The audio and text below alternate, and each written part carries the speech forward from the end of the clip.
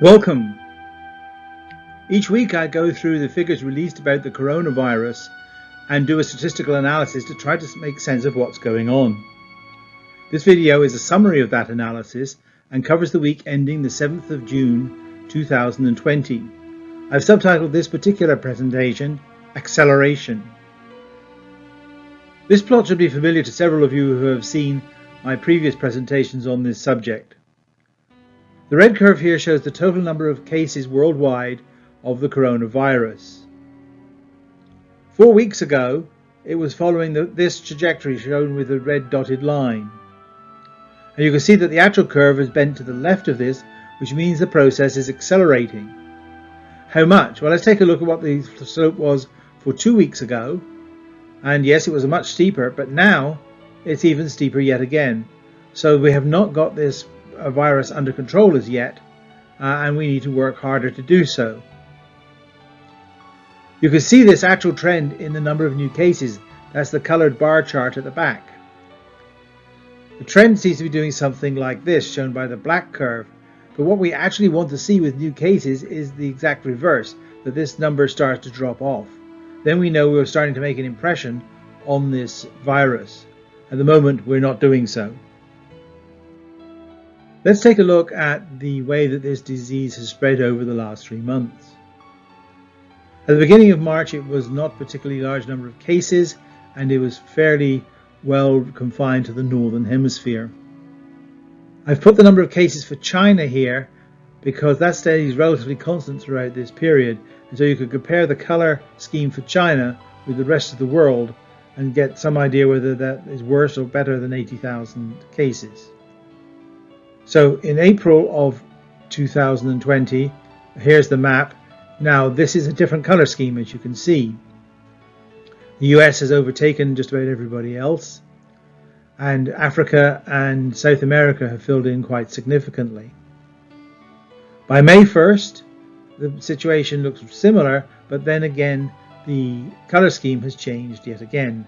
Note that China has gone from dark red to light red. So anything that stayed the same or is a darker color has got significantly worse in that time frame. Then we come to the June 1st map. Now the May and June maps do use the same color table, so therefore you can do a direct comparison, and you can see places like Brazil, South Africa and India have darkened quite considerably, so they've got a lot more cases. That means we have countries with large populations and weak healthcare systems that are beginning to contribute to the world totals significantly, and so consequently we can expect this disease to carry on for quite some considerable time. Let's take a look at the best and worst countries at fighting this particular virus.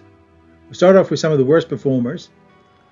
Largest increase in number of cases in the last week, that's over 50,000, are Brazil, the United States and India, and Russia deserves a dishonourable mention from the point of view that it missed that threshold by just a few hundred cases. Largest percentage increase, i.e. over 50%, at South Africa, Brazil, India and Egypt. Mexico deserves the dishonourable mention here, as it too was at 49%. Some of the best performers are, with the smallest increase in the number of cases, i.e. less than 100 in a week, Australia and China. Norway only had 102, so it deserves an honourable mention here. And the smallest percentage increase, i.e. less than 2%, China, Italy, Ireland, Spain, Australia, Norway, Germany and France.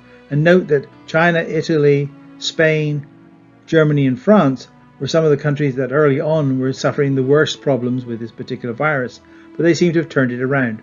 I should also point out that these are only the countries I've been following regularly over the last 3 months, not all the countries in the world. Let's take a look in detail at the situation in the United States.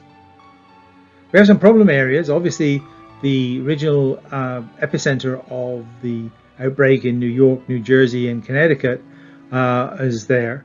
But also we seem to have a large concentration in the southeast. Louisiana, Mississippi, Alabama, Georgia and Florida. There's also a significant outbreak in the Four Corners region for some obscure reason. What this says is that coronavirus is not particularly inhibited by warm weather, because these are the warm weather states. There also seems to be a significant cluster of outbreaks in the upper Midwest, and that is particularly worrying because those states aren't testing a great deal. So the situation there may be a lot worse than it would seem from just this plot. However, there is some good news. This is the plot of the total number of cases for the United States, and as you can see, unlike the world situation, it is bending to the right, which means that the number of cases is dropping. And you can see that actually in the new cases plot, which shows a distinct downward trend. However, you've got to be a little careful here. The last 2 or 3 weeks, the curve has been rather flat, and I'm hoping that the downward trend will continue, but we have to keep an eye on that to make sure it doesn't start going back up again. This is the one we want to see most of all, which is the number of deaths falling. Now, why would the number of deaths be falling? And that is mainly because we're getting many of the cases earlier than we did before, so we're able to treat the disease earlier than in previous cases, and also we're learning how to treat the disease better. So the number of deaths is dropping, and that's very good news indeed. A lot of very dangerous myths have built up around COVID-19 that I intend to dispel here and now. Some people claim that prolonged wearing of masks causes a dangerous buildup of carbon dioxide in the body. That is completely untrue. Some people think that drinking alcohol protects you from COVID-19. It might make you feel better, but it doesn't do anything for COVID-19. Thermal scanners do not detect COVID-19. They merely detect whether you've got a fever or not, which is one of the possible symptoms of COVID-19. Some people are adding a lot of very hot spices like peppers to their food in order to protect themselves from COVID-19. That is not the case.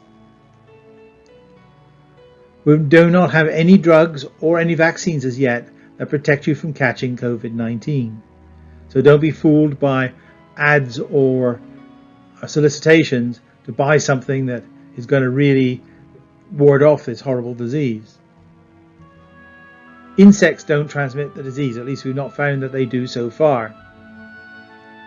Sunbathing and high temperatures do not stop COVID-19. Some people figure sitting out in the sun or putting their temperatures up above 75 degrees causes the virus to die. It doesn't. Equally, cold or hot and humid weather does not kill the COVID-19 virus either. Hot hand dryers do not kill COVID-19. Washing your hands with soap and water does. And antibiotics don't help against viruses. Instead of following some of those myths into, in fact, endangering yourself, there's some very good advice from our local state government. Stay home even if you're feeling healthy. Social distancing will help stop the spread of COVID-19. Stay safe, wash your hands frequently, cover coughs and sneezes, and stay home particularly if you're feeling ill. Stay aware. Reputable sources like our local health agencies are probably better sources of advice than the TV, radio, or newspapers. Stay calm.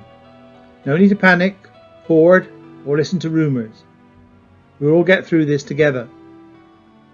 So until next time, stay well and goodbye.